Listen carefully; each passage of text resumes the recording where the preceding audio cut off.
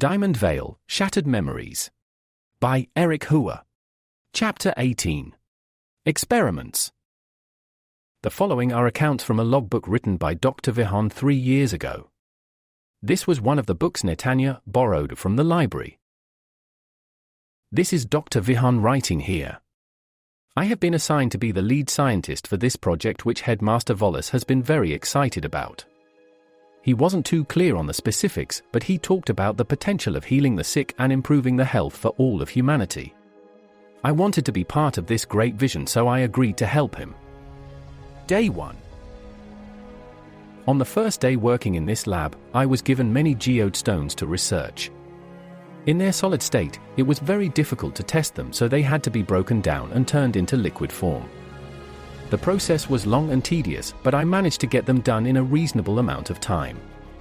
What I found from these geode-stones were properties unlike anything I had witnessed before.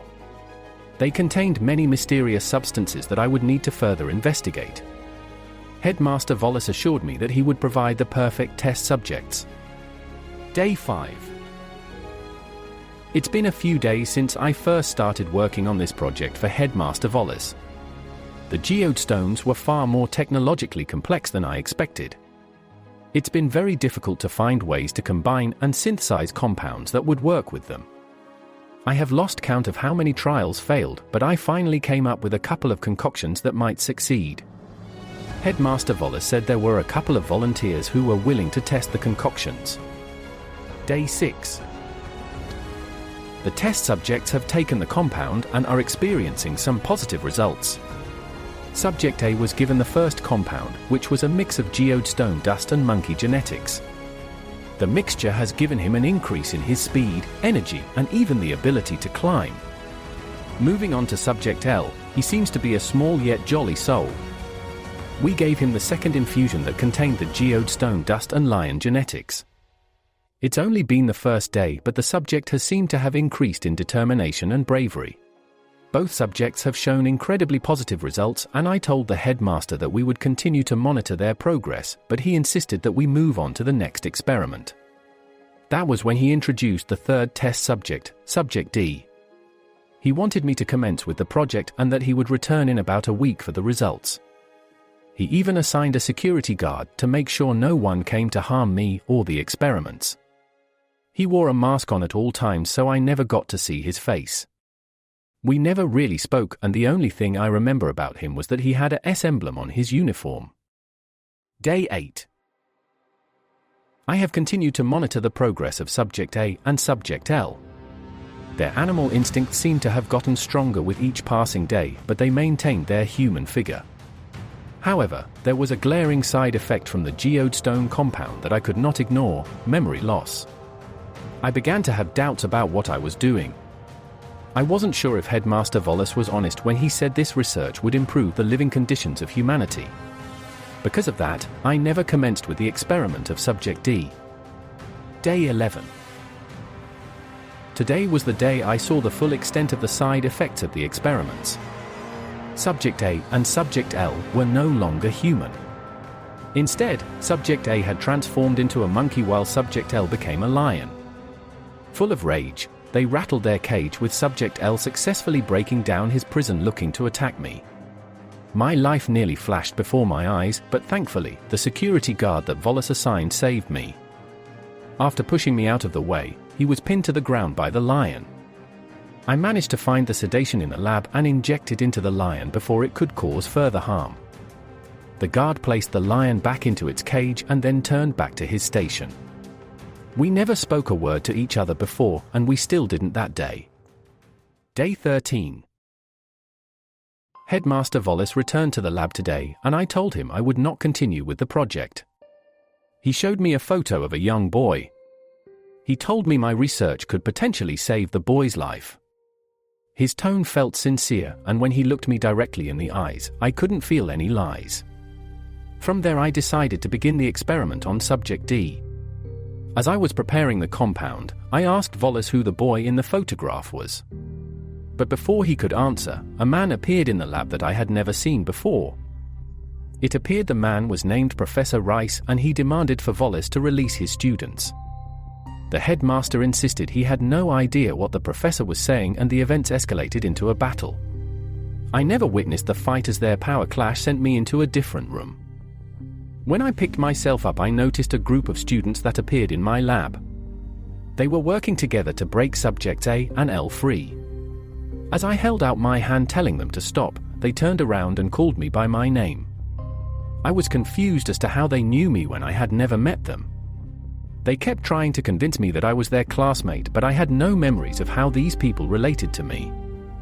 Our conversation would be cut short as the entire laboratory was beginning to shake.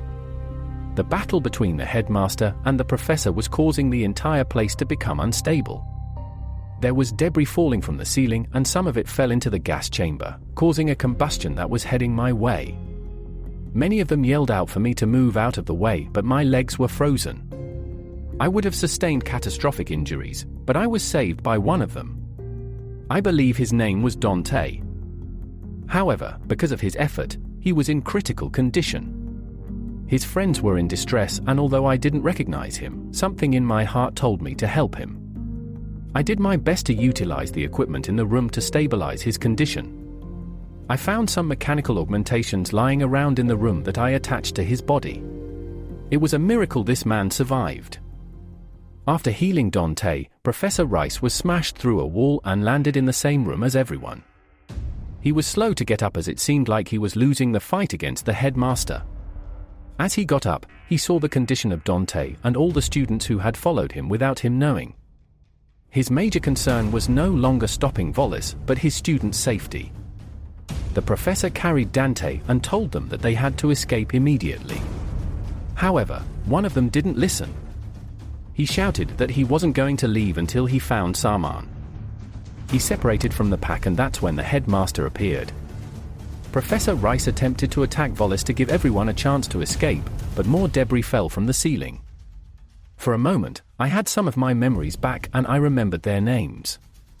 The professor, Dante, and Devon got separated from the group. The remaining group of students were left to fight against the headmaster.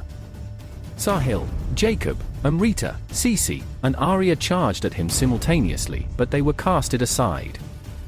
However, their attack was just a diversion, giving way for Myla to land a kick on the headmaster's blind side. Volis was not fooled as he grabbed her by the throat. Seeing her as a potential threat, he was ready to end it right there, but Arya jumped in between to intervene.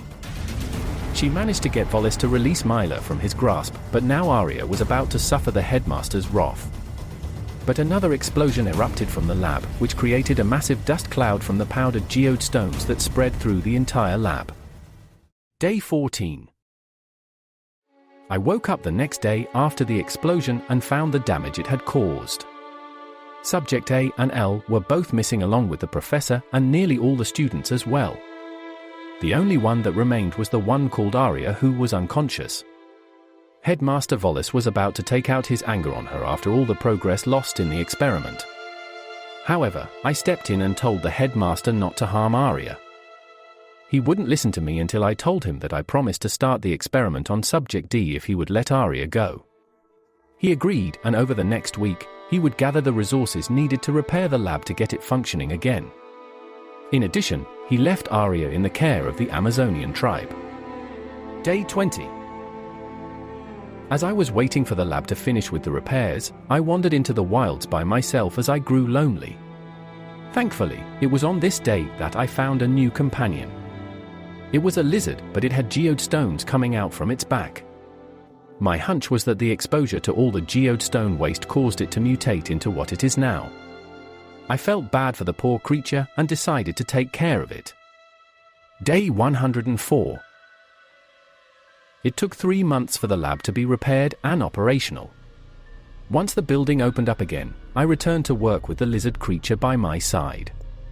Unfortunately, Headmaster saw that I had grown too attached to the creature, to the point that I was losing focus. He took my lizard companion away, but he promised he would find someone at Diamondvale to take care of it. After receiving his assurance, I began the experiment with Subject D as I promised. I resynthesized the Geode-Stone compound and gave it to Subject D. There were no immediate effects that day. Day 134.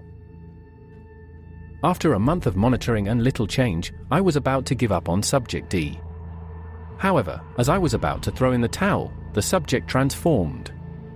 His whole physique had changed as he was way taller and stronger than before.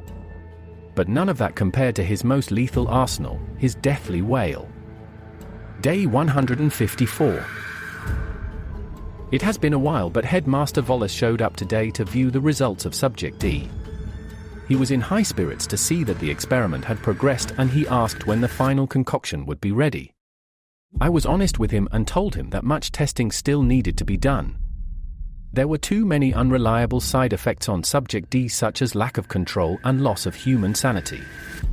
He was disheartened by what I reported, and he told me that he would only wait for 2 more positive trial runs before performing the operation. Day 172. Subject D continues to slam his cage and unleash his wailing. I want to release him out into the wilds where he wouldn't have to endure any more testing, but I don't know how he will fare out in Nadir. Although he is a big creature, deep down he is a sensitive soul. In addition to keeping tabs on Subject D, I have also made many discoveries on the Geode-Stones. The microscope I have used detected chemical structures within these crystals that can affect one's memory. In their solid state, these chemicals are inactive, but once they are turned into other states, the effects can vary. I'm already aware of students at Diamondvale who have used Geodebreaker and don't have any recollection of doing so. However, I have a feeling the effects can be far more potent when transformed into vapor form. If my hypothesis is correct, the great city of Zenith, which releases Geode-Stone residue into Nadir, not only affects the breathing conditions of its inhabitants, but their memories as well. It would explain how I couldn't recognize anyone who arrived at the lab that day. Day 200. Subject D has been growing more violent, and I don't think the cage will hold him for long. Headmaster Volis ordered me to create a device that would better restrain him. I obeyed his orders, but there are bigger issues I want to discuss, as this could be my final entry. I can feel my memory fading from all the Geode-Stone residue from Zenith. I don't have much recollection of the majority of my time here.